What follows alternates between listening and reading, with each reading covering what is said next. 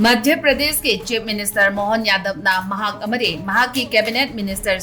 मसागी income tax मसागी लनाई सेंगाउदगी इनकम टैक्स थीबा हाइना कैबिनेट मीटिंग पांगथोक्तुना लेपनख्रे हाइरी हाइरिबा वाफमसिंग असे पाउमीसिंगा उनबदा महाकना फोंदोखिबनी निंगसिंगबा याबदी हौखिबा इंग सौ लिसिंग अमगा चमापन हुंफुट्रा निथोइदा मतमदुगे गवर्नमेंट हाइरिबा इनकम टैक्स सिंग असे गवर्नमेंट के ट्रेजर दगे थीदुन लाखिबनी। आज कैबिनेट की बैठक में कई सारे निर्णय लिए गए जिन निर्णयों के माध्यम से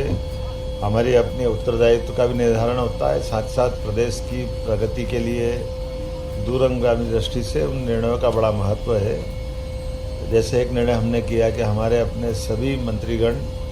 अपने अपने इनकम टैक्स की दृष्टि से स्वयं का व्ययन करेंगे, वो शासन से कोई वित्तीय भार उसमें नहीं लेंगे। तो आयकर की दृष्टि से 1972 का एक नियम था जिसमें विवरणी में मंत्रीगणों का या संसदीय सचिव तक का भी सारा व्यय राज्य सरकार के खाते में जाता था, उनके माध्यम से होता था। दूसरा हमने